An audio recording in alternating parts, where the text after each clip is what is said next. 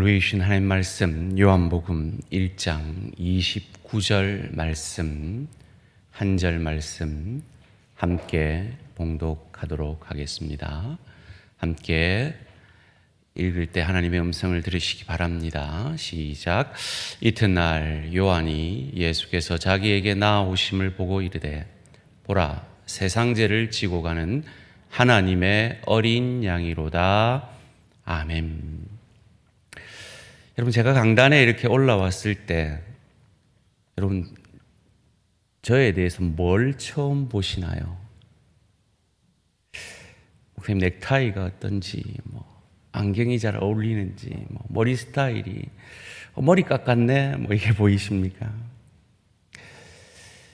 여러분, 만약에 예수님을 만나신다면 여러분 예수님에 대해서 무엇이 먼저 보이시겠습니까? 예수님을 만났던 마지막 선지자 세례 요한에게는 그 예수님을 봤을 때 어린 양을 보았습니다. 방금 우리가 본 영상을 통해서 그 어린 양을 봤다는 의미가 무엇인지 아실 것입니다. 오늘 본문 1장 29절에 이렇게 말하지요. 이튿날 요한이 예수께서 자기에게 나오심을 보고 이르되 세상죄를 지고 가는 하나님의 어린 양이로다.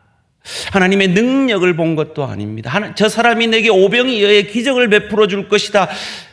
나를 높여줄 것이다. 내 소원을 들어줄 것이다. 그것을 본 것이 아니라 저가 하나님의 어린 양이다 라는 것을 보았습니다. 이어지는 본문 가운데 35절 36절에 이튿날 그 다음 날에도 예수님을 봅니다. 요한이 자기 제자중 두 사람과 함께 섰다가 예수께서 건의심을 보고 말하되 그때에도 그의 눈에는 하나밖에 보이지 않습니다.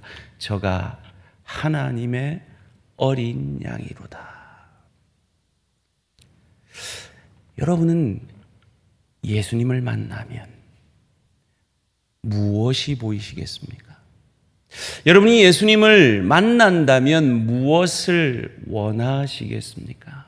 여러분 마음속에 예수님을 향하여 기도할 때 여러분의 마음에 첫 번째 무슨 생각이 드십니까? 이스라엘 백성들에게 이 제사라는 것은 그들의 삶에 뗄래야 뗄 수 없는, 마치 우리 그리스도인들의 삶의 예배가 뗄래야 뗄 수 없는 것인 것처럼 그들의 삶의 모든 것이었다라고도 할 수 있습니다. 그것은 그들의 조상 아브라함 때부터 그들의 전 삶이었습니다. 창세기 22장 13절에 우리가 잘 아는 이 사건이 나오죠. 아브라함이 눈을 들어 살펴본 즉 한 숫 양이 뒤에 있는데 뿔이 수풀에 걸려 있는지라. 아브라함이 가서 그 숫양을 가져다가 아들을 대신하여 이삭을 대신하여 번제로 드렸더라.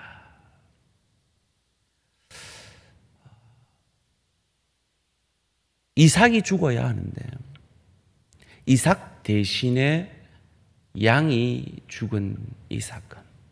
어디에서요? 모리아산에서요. 그리고 그곳에 하나님의 성전 예루살렘 성전이 세워진 것입니다. 이처럼 제사라는 것, 짐승을 잡아 죽여 태우는 이 제사라는 것은 그들의 신앙의 가장 핵심적인 것이었습니다. 우리가 오늘날 예배가 무엇인가, 어떤 마음으로 예배를 드려야 하는가를 이해하기 위해서는 이 제사에 대한 이해가 꼭 필요하겠다는 생각이 들어서 이 정사 예배 때 번제를 어떻게 드리는지를 함께 생각해 보기를 원합니다. 레위기 1장에 보면 번제를 드리는 6단계가 나옵니다. 이스라엘 백성들은 이 제사를 드린다는 건 참 어려운 일이었습니다. 그런데 드리지 않으면 안 됩니다. 이 제사를 드리지 않는 유대인들은 말씀을 읽을 수 없었습니다. 기도를 할 수 없었습니다. 의인의 회중에 갈 수 없었습니다. 제사 드리지 않고 말씀을 읽고 기도하고 의인의 회중에 들어가면 죽임당해야 했습니다. 그만큼 그들에게는 제사가 핵심이었던 거죠. 도대체 제사를 어떻게 드렸을까요? 첫 번째로 번제를 드리는 6단계 가운데 가장 중요한 시작이 흠 없는 숫소나 양을 골라서 회막까지, 예루살렘 성전이 있는 회막까지 가지고 와야 합니다. 좀 전에 저희가 영상을 봤죠. 어디선가 멀리 사는 그 누군가가 그들이 키우는, 그들의 가정에 여러분이 키우는 마치 애완견과 같은, 여러분의 가족과 같은, 태어나면서부터 이름을 부르며 내가 먹이를 주며 친구와 같이 놀았던 그 양을, 그 소를 데리고 옵니다. 어디로요? 예루살렘 성전으로요. 흠이 없어야 합니다. 데려오다가 그 양이 넘어져서 흠이 생기면 다시 집으로 돌아가야 됩니다.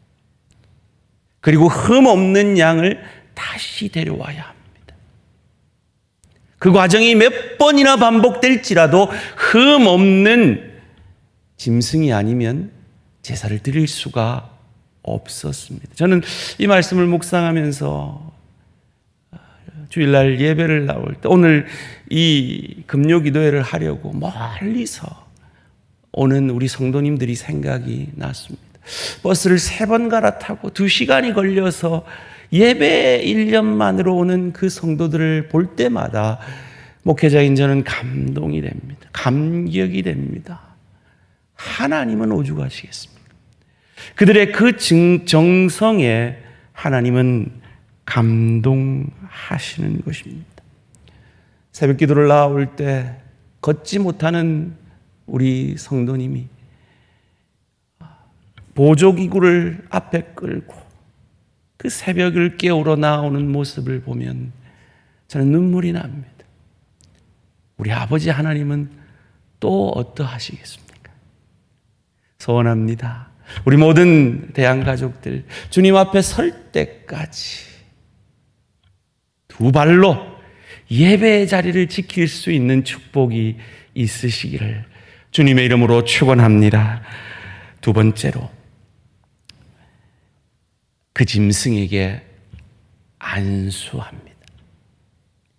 죄인인 인간이 흠 없는 짐승에게, 가축에게 안수를 합니다. 오늘 본문 4절 말씀입니다. 그는 번제물의 머리에 안수할지니 그를 위하여 기쁘게 받으심이 되어 그를 위하여 속죄가 될 것이라. 안수를 어떻게 할까 궁금해서 저는 직접 경험을 못했지만 미국에서 간단한 이 제사 세미나에 참석했던 제 경험과 영상을 통해서 제사를 어떻게 드리는지를 실제 드려본 분들의 그런 강의를 통해 들었는데요. 그 안수를 할 때 이렇게 고백한다고 합니다. 저를 한번 따라해 보실래요? 이 제물을 저의 죄로 여겨 주시옵소서. 이렇게 기도하게 되어 있다고 합니다. 죄가 전가되는 거죠. 내 죄가 흠없는 가축에게 전가가 되는 것입니다. 그 가축이 어떤 가축이라고요? 내가 어릴 때부터 키워온 가축. 제가 언젠가 설교할 때 말씀드렸죠. 저희 집에 검은색 똥개가 있었는데 똘이라는 그 개는 제 동생이었더라고요. 근데 우리 어머니가 그 똘이를 우리 몸 약한 외삼촌 몸보신으로 내 몰래 주고 나서 제가 다시는 개에게 정을 주지 않게 되는 그런 아픔이 제게 있습니다. 그 강의를 듣는데 그 강의하시는 목사님이 이렇게 얘기하세요. 그 안수를 하는 그 시간이 되면 자기가 키운 양도 아닌데 자기가 키운 소도 아닌데 안수를 하는 그 모든 사람들이 운대요. 울면서 이렇게 얘기한대요. 미안하다. 미안하다.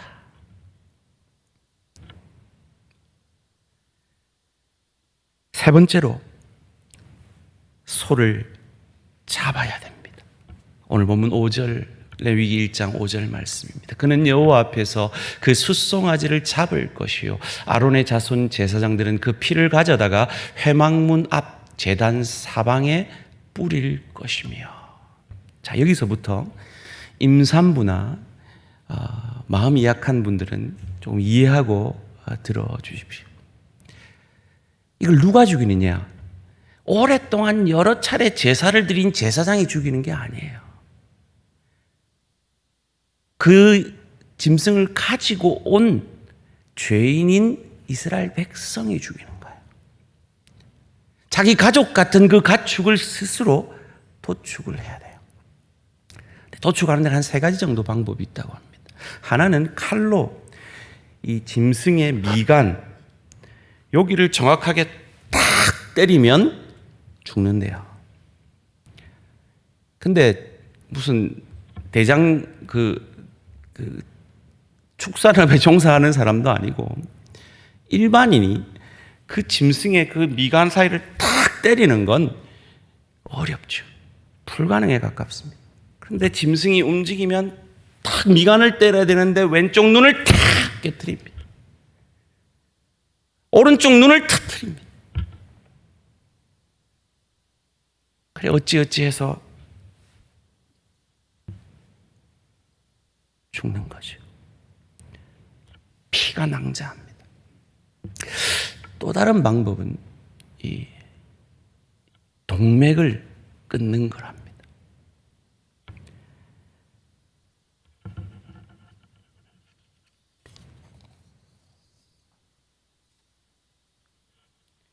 근데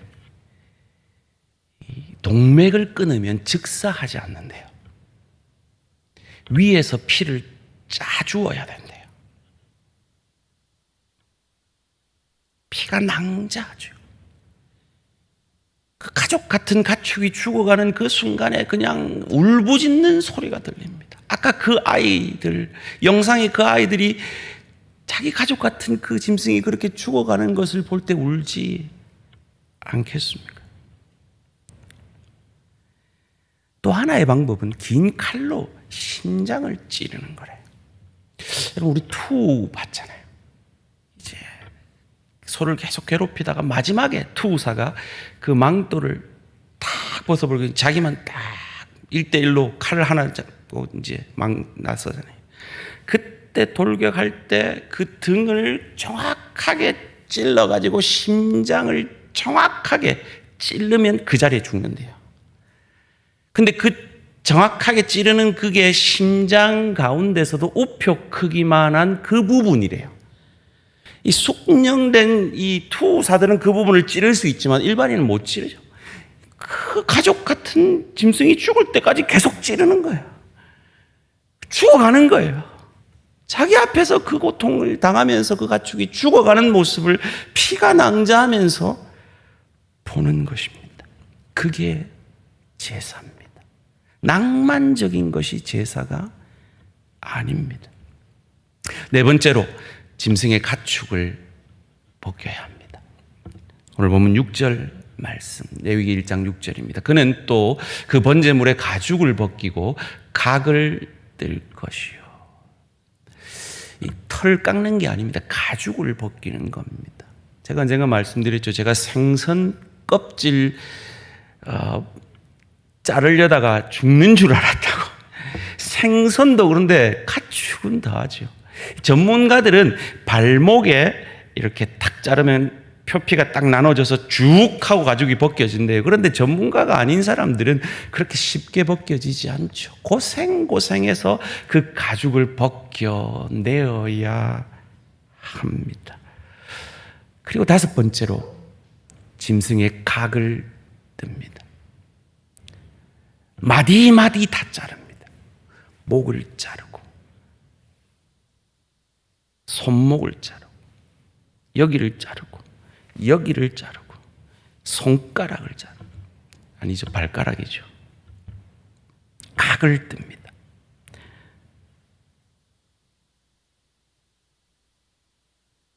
여기까지 들었을 때 여러분 제사 드리고 싶으세요? 여러분 그렇게 우리가 예배 드린다면 여기 예배 드릴 사람 몇 명이나 있겠어요? 저는 못 하겠어요. 그리고 마지막에 번제단에 불로 그 소를 태웁니다. 제가 아까 잠시 빠뜨렸는데 그 짐승을 잡고 그 피를 제사장이 이 번제단에 붓죠. 그리고는 다시 주어가 바뀌어서 이 모든 과정은 제사 드리는 본인들이 합니다. 그런데 재밌는 장면이 오늘 본문 7절, 레위기 1장 7절에서 9절까지 말씀에 나옵니다.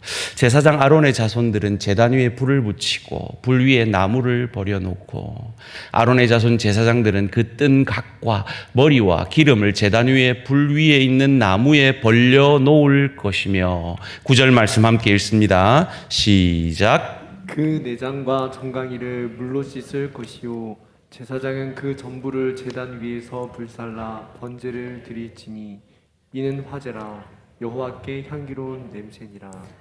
여호와께 향기로운 냄새니라. 그것을, 냄새를 맡고 하나님이 냄새 좋다, 아 향긋하다, 이렇게 말씀하신다는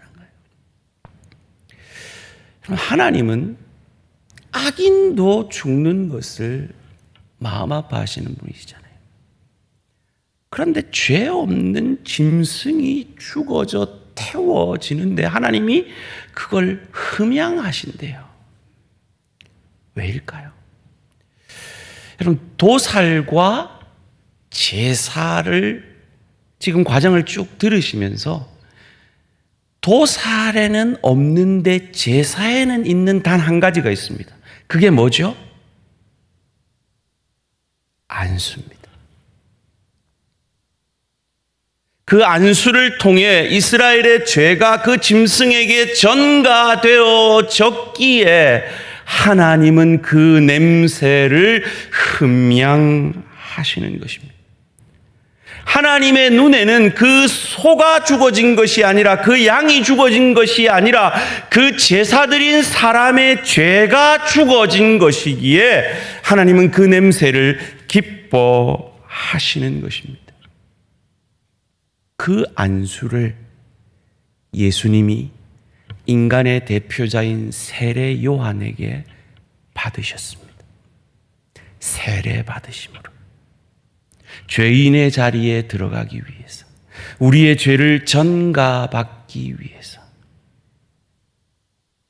그 어린 양 예수가 우리의 죄를 짊어지고 십자가에서 죽어 주셨습니다. 그리고 사흘 만에 부활하심으로 단 한 번의 완전한 제사를 통해서 더 이상 우리는 제사 드릴 필요가 없는, 그리스도를 저주할 자라 아니하고 나의 구주 나의 하나님으로 고백만 하면 구원받게 되어지는 복음의 소식이 우리에게 전해진 것입니다. 이 제사를 통해서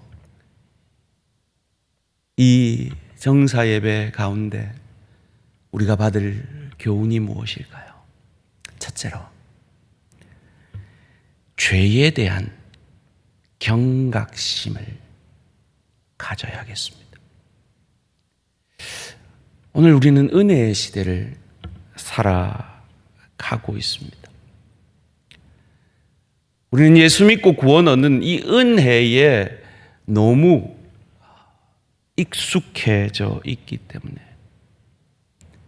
죄에 대한 경각심과 죄에 대한 저항력이 우리 가운데 떨어져 있지는 않습니까? 그 제사 드리는 사람이 그 짐승에게 뭐라고 얘기한다고요? 미안하다. 울지 않는 사람이 없어요. 그 정신을, 우리의 회개 가운데 그 제사의 정신을 회복해야 한다는 것입니다. 이 제사 아니었으면, 예수님의 제사 아니었으면 칼로 내 심장이 찔려지고, 칼로 내 동맥이 잘려지고, 칼로 내 미간을 쳐서 마디마디 토막내어서 하나님 앞에 드려질 수밖에 없는 우리의 죄에 대해 슬퍼하며, 죄에 대한 경각심을 가지고 죄에 대한 저항력을 우리가 이 제사 제도를 통하여서, 이 제사 제도에 담긴 회개의 정신을 통하여서 회복할 수 있는 이 고난주간 되시기를 주님의 이름으로 축원합니다. 두 번째로, 은혜에 대한 태도를 가져야 하겠습니다. 오늘날 우리들은 참 공평을 좋아합니다. 공정을 좋아합니다. 내가 조금이라도 차별받고 있고 조금이라도 멸시받으면 견디지 못하고 따집니다. 내가 옳다, 너는 틀렸다. 가정에서 부부 사이에도 내가 옳다, 너는 틀렸다라고 따집니다. 부모 자녀 가운데서도 내가 옳다, 너는 틀렸다라고 따집니다. 직장에서도 마찬가지입니다. 심지어 교회 안에서도 내가 옳다, 너는 틀렸다라고 자기 의를 주장하기 바쁩니다. 이것이 옳다, 이것이 공정하다라고 주장하기 바쁩니다. 맞습니다. 그렇다면 저와 여러분의 죄에 대해서 공정한 것이 무엇입니까? 공평한 것이 무엇입니까? 대신해서 양이 죽어지는 것입니까? 내가 죽어지는 것입니까? 내가 죽어지는 것입니까? 예수가 죽어지는 것입니까? 예수님은 공평이 아니라 은혜로 우리 가운데 임하셨습니다. 은혜로 우리를 구원해 주셨습니다. 그러기에 구원받은 우리는 가정에서, 일터에서, 주의 교회에서 은혜의 정신으로 살아가야 할 줄 믿습니다. 내 남편에게, 내 아내에게, 내 부모에게, 내 자녀에게, 내 동료에게, 내 지체에게 이것이 공평해, 이것이 옳아를 주장하기 이전에 나 같은 죄인 살리기 위해 나 대신 죽어주신 그 은혜의 주님의 마음이 그들에게로, 구원받은 나에게서 흘러가는 저와 우리 모든 성도님들 되시기를 주님의 이름으로 축원합니다. 마지막으로, 그러기에 복음을 전해야겠습니다. 오늘 이 자리에 혹 여러분의 죄가 예수님께로 전가되어지는, 이 짐승에게 안수하는 이 경험이 없으신 분이 이 자리에 있으십니까? 전가하셔야 합니다. 예수님께 전가하셔야 합니다. 그리고 그 예수를 저주할 자라 아니하고 그분이 자기 죄를 위해서 죽은 분이 아니라 내 죄를 위해서, 내 죄가 전가되어짐으로 죽은 분이라는 것을 믿음으로 저를 저주할 자라 아니하고 나의 구주, 나의 하나님으로 고백하는 우리 모든 성도님들 되시기를 주님의 이름으로 축원합니다. 안수를 한다는 게 뭡니까? 우리가 예수를 믿는다는 게 뭡니까? 다른 말로 하면 이 짐승 아니면, 이 가축 아니면 나는 죽는다, 이 고백이잖아요. 그래서 우리가 구원받았잖아요. 근데 그 간절함이, 이 가축 아니면 내 남편이 죽는다라는 간절함이 있으시냐고. 이 가축에게 내 자녀가 안수하지 않으면 내 자녀가 죽는다. 이 가축에게 내 친구가, 내 친척이, 내 이웃이 안수하지 않으면 저가 죽는다라는 간절함이 있으시냐고요. 내가 안수하지 않으면 내가 죽는다는 건 믿는데, 아는데 오늘 여러분 자리에 쓰여져 있는 그 VIP들 명단, 여러분 기도하셨습니까? 간절히 기도하셨습니까? 제 자리에 오경자가 쓰여 있었습니다. 오경자를 쓰신 분이 누구신지 모르지만 오경자가 안수하지 않으면 죽는다. 그 간절함이 저와 우리 모든 성도님들의 것이 되기를 주님의 이름으로 축원합니다. 인간은 타고나기를 이기적으로 타고났어요. 최근에 한국 사람들에게 제일 욕들어 먹은 사람이 누굽니까? 하버드대 교수인 마크 램지어라는 사람 아닙니까? 그 사람이 왜 위안부에 대해서 왜곡했습니까? 미쯔비시가 자기를 교수 만들어 준 거예요. 끊임없이 미쯔비시가 하버드에 기부함으로 자기를 종신교수 만들어 준 거예요. 우리는 안 그렇습니까? 우리도 다 그렇게 살잖아요. 우리도 내게 이익이 되는 사람에게는 굽신굽신하고 내게 이익이 되는 사람에게는 어떻게든 잘해서 그의 마음을 얻으려 하잖아요. 예수님 당시에도 마찬가지였어요. 예수님이 자기들의 이익에 반하겠다고 생각한 유대 지도자들은 예수를 믿지 않았어요. 예수를 죽이려 했죠. 아까 우리가 영상에서 본 대로 하나님은 예수님을 6월절에 죽으시도록 계획하셨어요. 그런데 당시 종교 지도자들의 계획은 달랐어요. 마태복음 26장 3절에서 5절까지 말씀입니다. 그때 대제사장들과 백성의 장로들이 가야바라 하는 대제사장의 관정에 모여 예수를 흉계로 잡아 죽이려고 의논하되 말하기를 밀란이 날까 하노니 명절에는 하지 말자 하더라. 여러분, 그들이 종교 지도자들이 명절에 하지 말자, 6월절에 하지 말자, 죽이지 말자 결정했으면 이건 불가능한 거예요.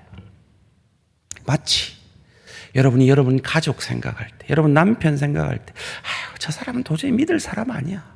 불가능해. 저 사람이 믿는다는 건 기적이야. 그런 사람이 우리에게, 우리 주변에 있는 것처럼 말이죠. 그래요. 불가능하죠. 특별히 유대인들에게는 사형 집행권이 없었어요. 로마에게만 있었어요. 그러니까 더 불가능하죠. 그들이 요구하지 않는데 로마가 나설 이유가 없잖아요. 그런데 이상하게 마태복음 26장 57절에 보면 이런 장면이 나옵니다. 예수를 잡은 자들이 그를 끌고 대제사장 가야바에게로 가니 거기 서기관과 장로들이 모여 있더라. 여러분, 서기관과 장로들이 모여 있어야 대제사장도 결정을 할 수가 있어요. 마치 제가 어떤 교회의 중요한 사항을 결정하기 전에 내 마음대로 못하고 우리 당회원들이 다 모여서 당회를 해야 결정하는 것처럼 말이죠. 그런데 저 시간이 언제냐? 새벽이었어요. 밤이었어요. 늦은 밤이었어요. 그들이 왜 하필 거기에 같이 모여 있었을까요? 우리 장로님들은 카톡 한 번이면 금방 모입니다. 너무 신실하신 장로님들이라. 근데 그 시대에 카톡이 어디 있어요? 사람을 모이게 하려면 얼마나 큰 노력이 기울여져야 되는데 그때 자기들은 죽이지 말자 해놓고 거기 왜 모여 있냐고요. 하나님이 하시고자 하면 불가능이 없는 줄 믿습니다. 하나님이 하시고자 하면 여러분의 남편, 여러분의 아내, 여러분의 부모, 여러분의 자녀, 여러분의 지체, 여러분의 동료, 여러분의 친구, 도저히 예수 믿을 것 같지 않은 그도 어린 양 예수께 안수하는 하나님의 사람 될 수 있을 줄 믿습니다. 하나님이 고치지 못할 사람은 없습니다. 하나님이 구원하지 못할 사람은 없습니다. 그러기에 이 5월달을 그 하나님의 일하시는 달로 만들어 가시기를, 그 하나님의 일하심 앞에, 그 하나님의 열심 앞에 여러분의 가족을 초청하는 시간들로 삼으시기를 주님의 이름으로 축원합니다. 하나님이 하시고자 하면 일사천리로 모이지 않아야 될 사람들이 모여 있고 결정하지 않기로 결정해 놓고는 결정해서 집행하게 되어지는 그런 사건이 일어나는 것입니다.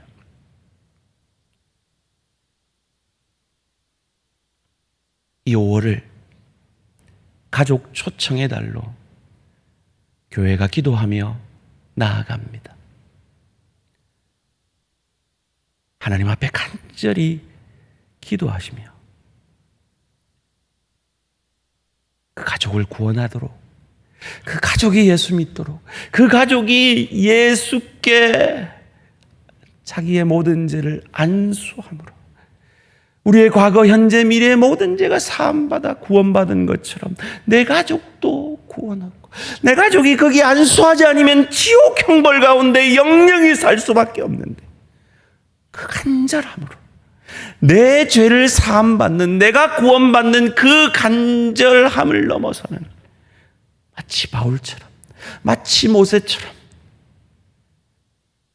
내 민족을 구원하시지 않을 거면 내 이름을 생명책에서 제해달라는 그 간절함으로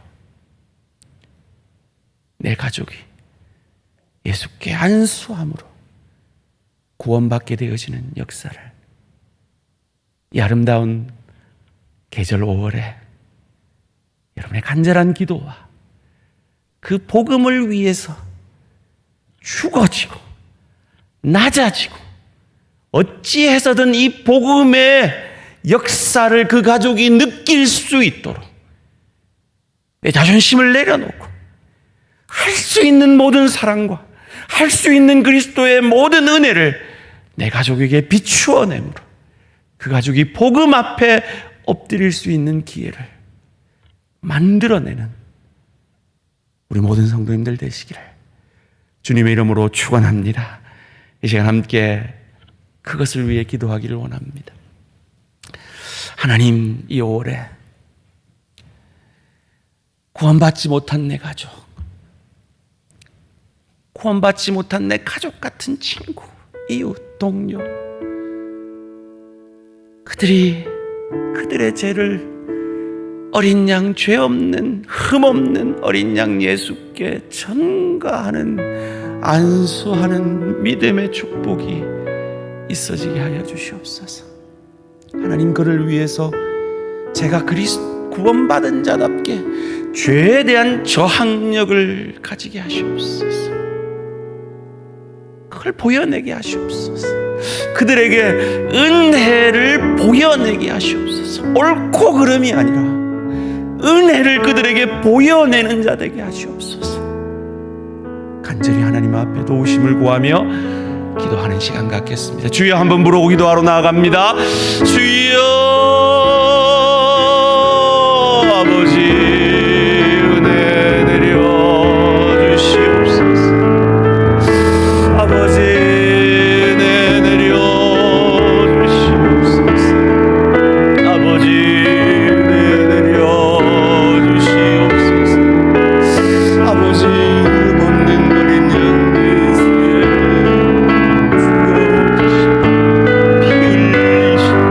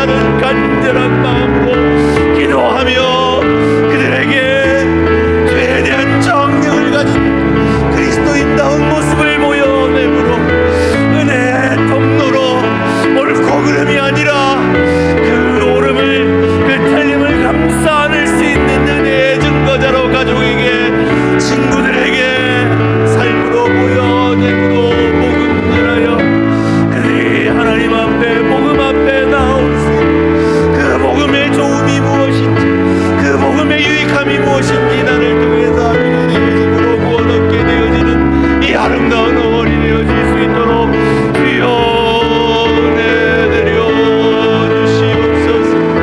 주여 은혜 내려 주시옵소서. 아버지 영광 받아 주시옵소서.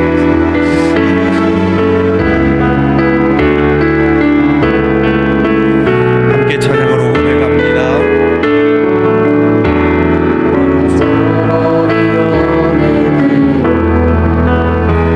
나의 삶의 문이 열렸네. 저둠의 권세는 힘이 없네. 주 보혈의 능력으로 원수가 날 정죄할 때에도 난 의롭게 설 수 있네. 난 더 이상 정죄함 없네. 난 주 보혈 아래 있네. 난 주 보혈 아래 있네. 그 피로 내 죄 사했네. 하나님의 긍휼 날 거룩해 하시었네.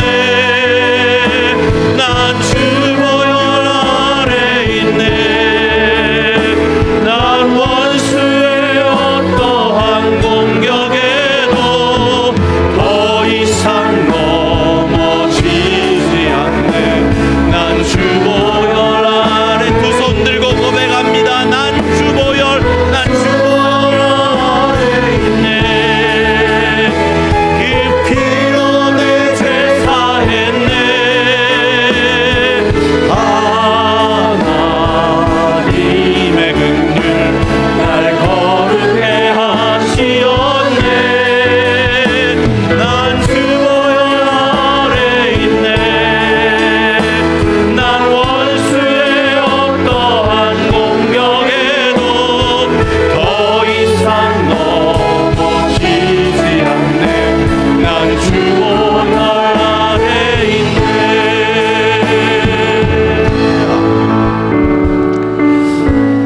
계속해서 기도하실 때 우리 지체들의 필요들을 주님 생각나게 해주십시오라고 기도하십시오. 여러분이 아는 많은 지체들이 있습니다. 생사고락을 지금 생사를 넘나들고 있는 우리 지체도 있습니다. 마음에 시험든 지체도 있습니다. 경제적 어려움을 겪고 있는 지체도 있습니다. 자녀의 문제로 고민하고 있는 지체들이 있습니다. 여러 가지로 삶에 지쳐 있는 지체들도 있고 마음의 병을 앓고 있는 내 지체도 있습니다. 교회를 오고 싶은데 엄마가 교회를 못 가게 해서 교회를 못 오고 있는 내 지체들도 있습니다. 예배자의 자리에 나와야 하는데 이제 이 온라인이 너무 편해져서 더 이상 정죄함, 죄책감도 없이 그저 예배를 소홀히 하고 있는 지체들도 있습니다. 부활절인데 부활의 감격이 없는 지체들도 있을 겁니다. 여러분의 구역 식구들을 먼저 떠올려 보십시오. 그리고 여러분 주변의 지체들을 생각해 보십시오. 그리고 그 지체가 어떤 기도가 필요하겠습니까? 오늘 이 밤에는 오롯이 우리를 위해 죽어주신 그 주님의 고난에 동참되어진다는 의미로 내 기도 하나 하지 말고 오롯이 지체들을 위한 기도만 간절히 시간이 가는 줄 모르고 간절히 지체들의 얼굴을 떠올리면서 한 명 한 명 이름을 불러가면서 지체들을 위해서 하나님, 제가 저 지체들에게 어떤 사랑을, 어떤 은혜를 증거할까요? 물으시면서 중보의 기도를 하는 이 밤 되기를 원합니다. 주여 한번 부르고 다 같이 기도의 자리로 나아갑니다. 주여